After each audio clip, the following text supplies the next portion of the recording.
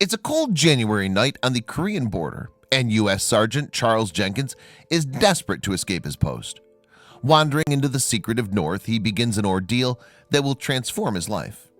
But in amongst the beatings and the humiliation, he meets a woman who will change everything. Jenkins was born February 18, 1940 in Rich Square, a town in North Carolina. By the time he was a young man, the United States was deeply embroiled in the Vietnam War, and like many of his contemporaries, Jenkins signed up to fight with the U.S. Army. Jenkins managed to avoid being sent to the front lines in Vietnam, however. Instead, he was stationed in South Korea and tasked with watching the border with the Communist North. And even though his post was a completely safe one, he still fretted over what the future might hold. One night in January 1965, when Jenkins was 24 years old, those fears finally came to a head. Terrified that he would get shot while on duty or be reassigned to fight in Vietnam, he turned to the bottle. Then, drunk and full of despair, he decided to make a break for it. As a U.S. soldier, Jenkins knew the dangers of his plan all too well. If caught by his own side, he could face spending the rest of his life behind bars. Nonetheless, he planned to travel through North Korea into Russia, where he would attempt to claim political asylum. Ironically, it was a decision that would result in imprisonment of a different kind. I did not understand that the country I was seeking temporary refuge in was literally a giant demented prison, he later wrote in Reluctant Communist, his 2009 biography. Once someone goes there, they almost never get out. In fact, Jenkins' decision to cross into North Korea was the start of an ordeal that would last the next 40 years. Immediately taken captive, he was kept in a single room along with 3 other American deserters: Larry Abshire, James Dresnick, and Jerry Parrish. There, the 4 men were forced to live a simple life without access to electricity or heating.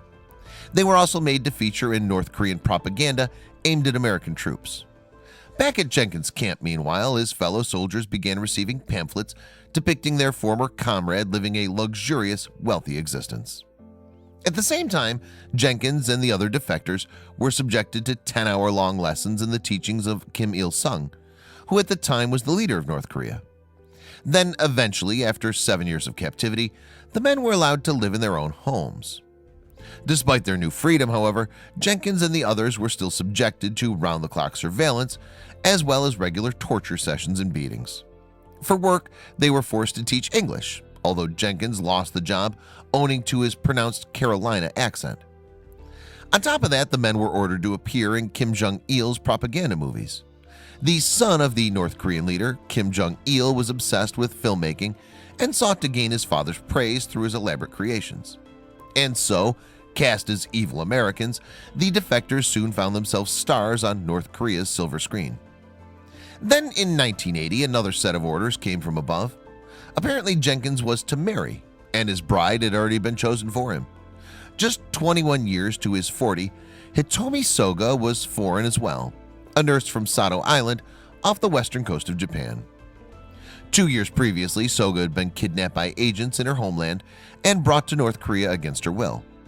Once there, she was tasked with teaching Japan's language and traditions to aspiring spies. And as a young and beautiful woman, she was a welcome sight to Jenkins, who'd been alone in the country for 15 years. Against all odds, Jenkins and Soga fell in love, and in time Soga gave birth to 2 daughters, Mika and Brenda.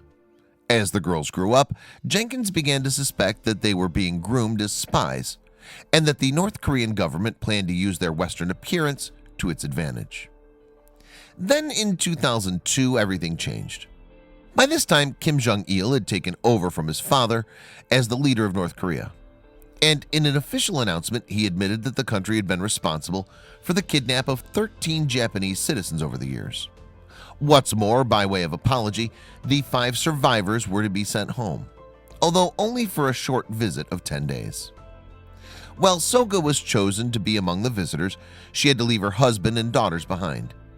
And when the survivors decided to remain in Japan, the family were torn apart. Because Jenkins was a deserter, he faced extradition and life in prison if he attempted to follow his wife. Eventually, Jenkins was so desperate to reunite his family that he decided the trip was worth the risk. First, he gained permission to take his daughters on a short trip to Indonesia. There, he then met Soga, and the family fled together to safety in Japan.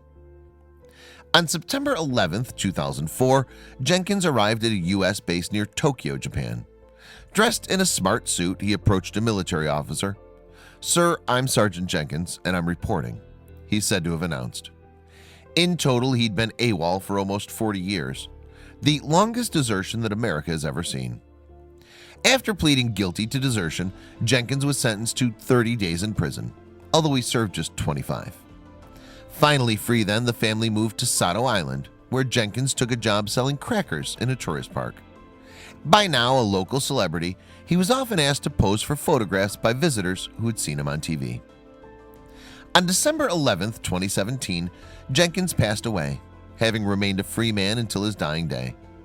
And although he lived in constant fear of kidnappers, he was proud that he'd finally managed to help his family escape. Still, were it not for his arranged marriage, he might never have made it out of North Korea at all.